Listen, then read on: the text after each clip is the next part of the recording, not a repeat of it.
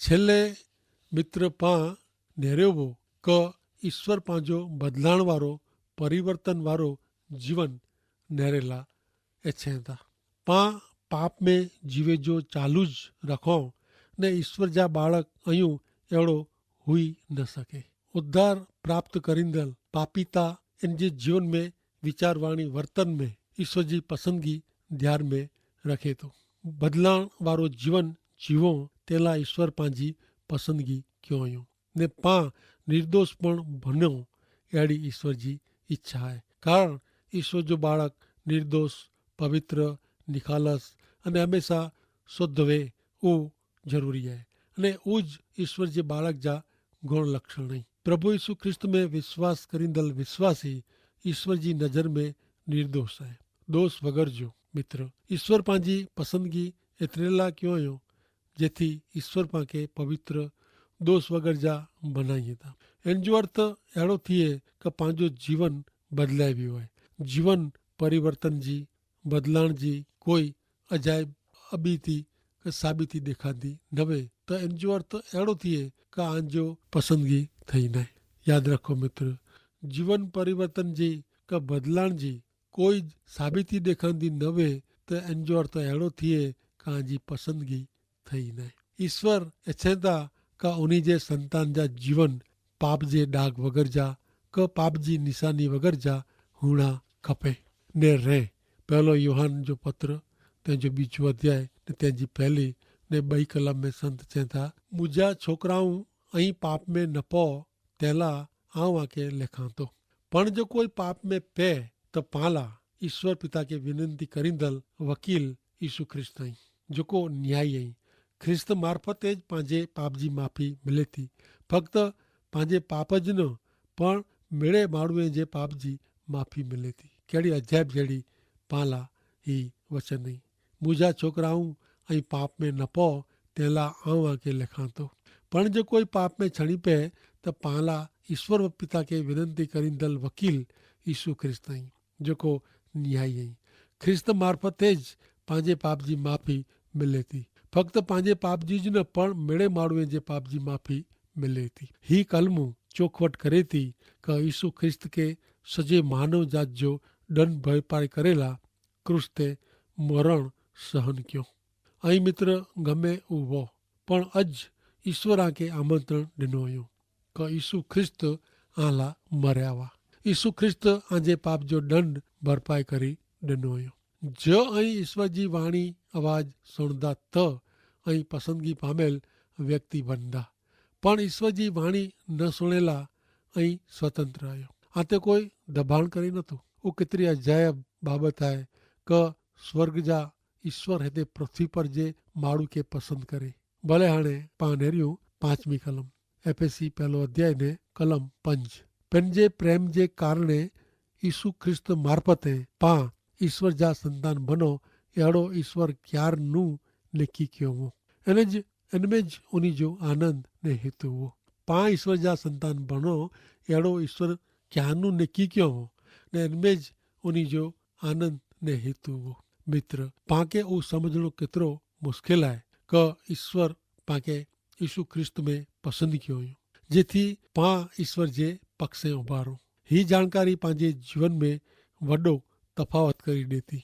गलाती 3:26 में लखल है कि विश्वास मार्फते ज अहीं मिले यीशु ख्रिस्त भेरिया संबंध जे कारणे ईश्वर जा बाळक आयो. विश्वास जे कारणे ज ने विश्वास मार्फते ज अहीं मिले यीशु ख्रिस्त भेरी संबंध जे कारणे ईश्वर जा बाळक आयो. ते पोइ रोमन 8मो अध्याय ने 16મી कलम छे थी पांजे आत्मा भेरो ईश्वर जो आत्मा जाहिर करे तो कि पा ईश्वर जा बाळक आयूं. पांजे आत्मा भेरो ईश्वर जो आत्मा जाहिर करे तो कि पा ईश्वर जा बाळक आयूं. पा एफएसी समाज के लखल संत पाउल जे पहले पत्र जे उच्चे विभाग में आयूं. मित्र ईश्वर जडे यीशु ख्रिस्त जे समाज मंडल जो आयोजन क्यों उन टाइम में सृष्टि जे सृजन अगाउ जे समय में पायूं. उन समय में ईश्वर के सलाह सूचना दिनेला आऊं हाजिर न हो कि समाज मंडल जो आयोजन केन रीते करणु पण हेवर ईश्वर चेता वो कम उनी केड़ी रीते क्यों हो. ईश्वर जाने चेता कि यीशु ख्रिस्त जे समाज मंडल जो उनी जिन रीते आयोजन कियो ऊ અહીં સ્વીકારી ગયેલો અથવા ન સ્વીકાર્યો, ઠોકરાઈ ગયેલો।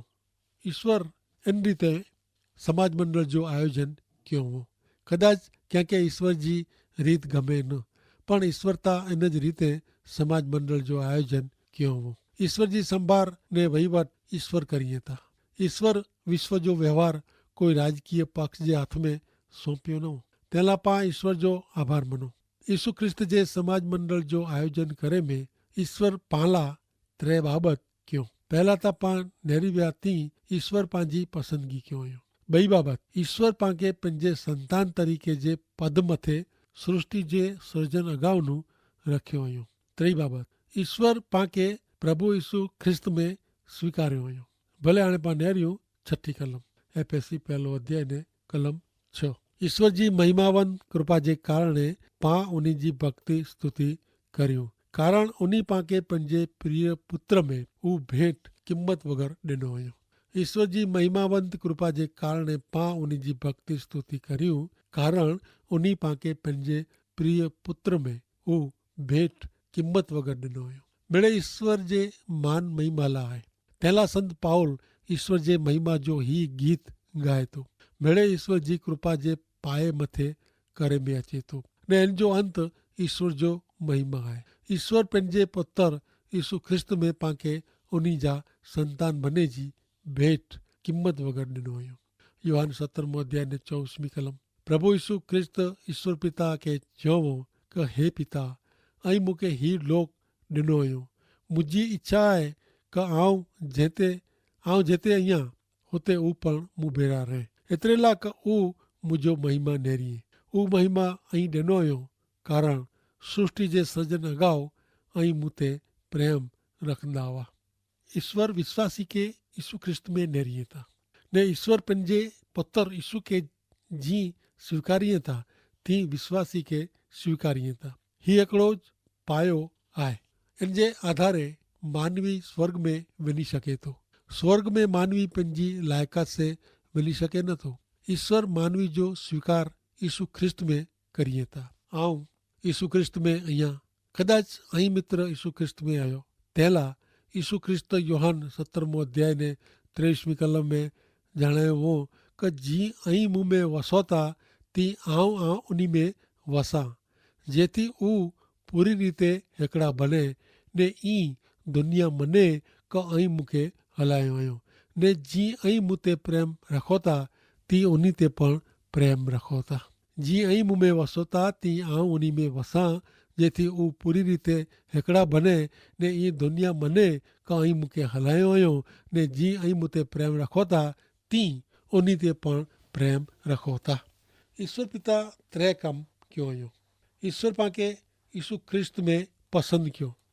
उन्हीं सृष्टि जे सृजन अगाउ पाके उन्हीं जे पुत्र तरीके जे पदला पसंद क्यों ने यीशु ख्रिस्त में पाके स्वीकार्यो। ही मेरे ईश्वर जे महिमाला आए। हिन हकीकत से मूंखे घणे खुशी थिए थी कि आऊं हिन सत्य विषय गाल करियां तो, कारण वो गाल करे जहिड़ी बाबत है। धर्म जे नामे नकामी गालियों करे करता ही हकीकत विषय गाल कहणी घणे कीमती है। प्रभु यीशु ख्रिस्त में प्रगट थियली ईश्वर जी कृपा नेरणी समझणी वो केतरी महत्व जी गाल है।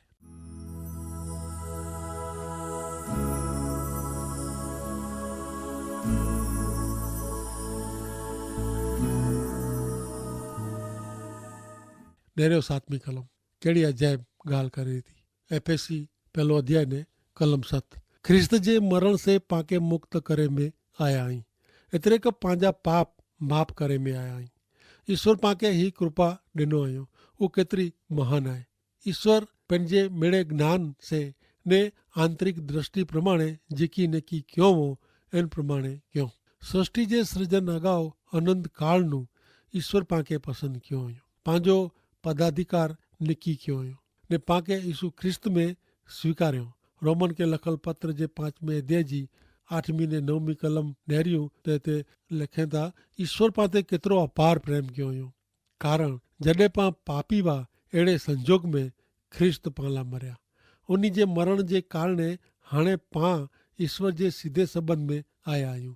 त पोइ वो पाके ईश्वर जे कोप नूं बचाए गंदा वो केतरी खातरी वारी गाल है। हाणे पा अनंत काल में जा 12 आची ने समय में प्रवेश करियूं था। जॾहिं ईश्वर पिता जी योजना यीशु ख्रिस्त जे हथ में रखे में आवई ने यीशु ख्रिस्त समय ने स्थल में ईश्वर जी योजना पूरी करेला पंहिंजे समाज मंडल जी स्थापना करेला प्रगट थिया। वो हिकिड़ी ऐतिहासिक हकीकत है कि यीशु ख्रिस्त 2000 वरे अगाऊ हिन पृथ्वी ते जन्मिया हुआ। ईश्वर मनुष्यत्व में प्रगट थिया ने हिन पृथ्वी ते 33 वरे रहा, पोइ क्रूस ते मरिया, उन्हीं के दफना में आया, वो मरण में जा जीरा एतिरे क सजीवन थिया ने स्वर्ग में सदे चढ़ी विया। ईश्वर जे पवित्र वचन बाइबल में ॾिने में आवल ही ऐतिहासिक हकीकत है। यीशु ख्रिस्त जॾहिं हिते पृथ्वी ते वाह तॾहिं उन्हीं पंहिंजे मरण से पंहिंजे दुष्कर्म जे बंधन में जा पाप जी शिक्षा में जा पाके छोड़ायो। मानवी के इन जे पाप जी माफ़ी यीशु ख्रिस्त जे पवित्र लुई से मिले थी। याद रखो मित्र क मानवी के इन जे पाप जी माफ़ी फक्त यीशु ख्रिस्त जे पवित्र लुई से मिले थी। ही हकीकत लोकप्रिय न, गमेड़ी न, वॾे भागे लोक के रूपारो धर्म गमे थो। अहिड़ो धर्म जेको इन जे मन जी इच्छा के उत्तेजित करे, संतोष कराए, राजी करे। यीशु ख्रिस्त जो क्रूस मानवी जी मन जी इच्छा के उत्तेजित करे अहिड़ो न, वो मानवी जे अभिमान के उत्तेजित करे अहिड़ो न। घणे लोग यीशु ख्रिस्त जे पवित्र लुई जी गाल सुनीने ध्यान रखे नथा। पण मित्र ईश्वर जो वचन बाइबल में जाहिर करे तो क जी ऊ अजवारे में आए ती पा अजवारे में जीवो त पा हिकड़े बे साथे संबंध में आयूं ने उन्हीं जे पुत्र यीशु जो लुई पाके मेरे पाप नु शुद्ध करे तो। पा में पाप नहाए अहिड़ो ज पा चौ त पा पंहिंजी जात के छेतरियूं था ने पा में सच्चाई न आहे। ज ईश्वर पटे पा पंहिंजा पाप क़बूल करियूं त ऊ पंहिंजो वचन पारींदा ने खासो करींदा। ऊ पंहिंजे पाप जी माफ़ी ॾींदा ने मिड़े दुष्कर्म पाके शुद्ध करींदा। जो पा चौ क पा पाप कयो ज न आहे त पा ईश्वर के खोटा ठहरायूं था ने उन्हीं जो वचन पा में आए न। जी ऊ अजवारे में आए ती पा अजवारे में जीऊं त पा के हिकड़े ॿिए साथे संबंध में आहियूं ने उन्हीं जे पुत्र यीशु जो लोही पाके मेड़े पाप नु शुद्ध करे थो। पा में पाप न आहे अहिड़ो जो पा चऊं त पा पिंड के छेतरियूं था ने पा में सच्चाई न आहे।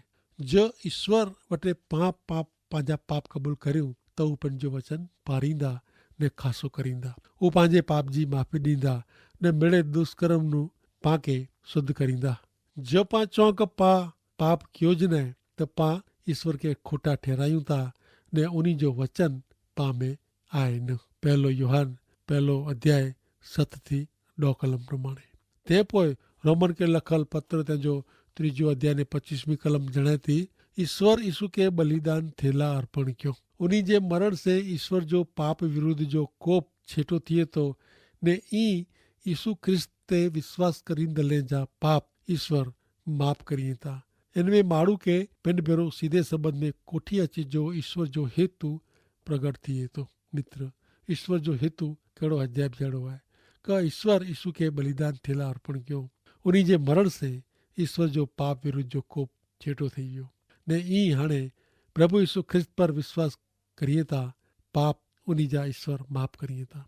इनमें माण्हू के पिंड भेरो सीधे संबंध में कोठी अचे जो ईश्वर जो हेतु प्रगट थिए तो। ईश्वर यीशु मार्फते माण्हू के कहिड़ी रीते बचाइए था। ईश्वर यीशु के प्रायश्चित थेला ठहिरायो। पछतावे रूप बलिदान ऊ अहिड़ो कमु आहे जंहिंमें कोई ॿई व्यक्ति पंहिंजे पाप जी शिक्षा भोगवे थी। हिकियार पंहिंजे पाप जी शिक्षा अन्य ॿई कोई व्यक्ति के ॾिने में अचे त पोइ ऊ पाप पां विरुद्ध लेखे में अचे नथो। ईश्वर भेरो पंहिंजो समाधान थी वञे थो। तंहिं पां चई सघूं था क यीशु पंहिंजो प्रायश्चित रूप बलिदान ई हू सॼे मानव जात जा मेड़े पाप पिंड ते गिनींदा ने उन्हीं जी शिक्षा सजा पिंड ते रखनि था। पिंड स्वीकारी गिने था पंहिंजे पाप जी सजा भरपाई करी ॾिने में आवई आहे। पाप ला ईश्वर कई शिक्षा करिए था। मित्र ही हिकिड़ी सम्झे जहिड़ी ॻाल्हि आहे। पाप ला ईश्वर सजा करिए था मरण ॾंड। रोमन के लखल पत्र 6 अध्याय ने 23 कलम प्रमाणे तेला पंहिंजी सजा पिण ते रखेला ख्रिस्त के पंहिंजो लुई उड़ाइणो पियो, एतिरे खां उन खे मरणो पियो। इन रीते उन जे लुई पर जे मरण पर जे विश्वास से ख्रिस्त पंहिंजो व्यक्तिगत प्रायश्चित बने था। ख्रिस्त पंहिंजे पाप के गिनी गिने था, पंहिंजे पाप के गिनी गिने ला मरिया। अहिड़ो विश्वास पांखे हुअणो खपे। पांखे ख्रिस्त जे मरण जा फ़ाइदा खपंदा वे त पांखे फ़क़्त हिकिड़ी बाबत करे जी आहे, उन ते उन पाला जेकी कयो हुयो इन ते विश्वास करणो। ख्रिस्त पर जे विश्वास मार्फते ज उन जे मरण ने लुई पर जे विश्वास मार्फते पां न्याय ठहरूं था ने न्याय जे ॾींहुं दंड सजानू बची वेंदासीं। कहिड़ी अजैब जहिड़ी प्रभु पाला व्यवस्था कयो हुयो। मित्र, ही व्यवस्था 2000 वरहनु કરીને अॼु સુધી પણ ચાલુ आहे ને अॼु પણ કોઈ પણ વ્યક્તિ ઉની વટે અચે इनके प्रभु यीशु हथ पसारीने चए था कि पाप से ने बोझ से दबाएला ऐं मेरे मूं वटि अचो अव्हां खे आराम, शांति, मोक्ष, मुक्ति जो जीवन ॾींदो। कोरो मित्र, हीअ आशीर्वाद गिनेला ऐं मङो था त अॼु पण प्रभु यीशु जो लुई वड़े थो ने झुको अचे थो, इनखे इन जा आशीर्वाद मिले था ने उहो शुद्ध पवित्र करे थो ने न्याय जे ॾींहुं दंड सजानू बचेला प्रभु यीशु वटि अचणो ज़रूरी आहे। अॻियां नेरियूं 8वीं कलम कुरचैती 38 कलम में लिखे था, ख्रिस्त जे मरण मार्फते पांखे मुक्त करे में आया आहियूं, एतिरे खां पंहिंजा पाप माफ़ करे में आया आहियूं। ईश्वर पांखे ॾिनल अपार कृपा कहिड़ी महान आहे। ईश्वर पंहिंजे बेड़े ज्ञान ने आंतरिक दृष्टि प्रमाणे जेकी नेकी कयो हो इन प्रमाणे ने पंहिंजी रहस्यमय योजना जेको उन ख्रिस्त मार्फते पूरी करे जो नेकी करी रखियो उहो पांखे ज़ाहिर कयो हुयो। ईश्वर जो हेतु स्वर्ग ने पृथ्वी पर जे मेड़े सृजन से पहले स्थाने वे इन रीते हिकिड़ो करे जो आहे। उहो हेतु योग्य टाइम में उहो पूरो करींदासीं। मित्र, ईश्वर जो वचन कॾहिं पण निष्फल न आयो। ईश्वर जेको बोलिया आई उहो भविष्य में पूरो थींदो अने पूरो थींदो आयो आहे। ईश्वर जॾहिं लोक ते पंहिंजी कृपा रेड़ीअ था तॾहिं टीपो टीपो नथा रेड़ियूं। ईश्वर कृपा जो वरसाद वरसाईं था। उन जे कृपा जे बदिले उन जी स्तुति भक्ति करे में पां ढीला न थियूं उहो ज़रूरी आहे। कारण ईश्वर जो स्वभाव प्रेमी आहे ने इन जो पांखे सम्मान कयो खपे। कारण ईश्वर अचे था कि पां उन में मजबूत रहो, विश्वास करियूं, ते भेरी उन जी आज्ञा पालनी पण घणे ज़रूरी आहे। शास्त्र में रहस्य कुरो आहे। शास्त्र में रहस्य जो अर्थ अहिड़ो थिए कि ईश्वर अहिड़ी कोई बाबत ज़ाहिर जेको ईश्वर अञा प्रगट नाहे कयो नवे करार जे रहस्य में ॿ तत्व प्रवेश करिए था।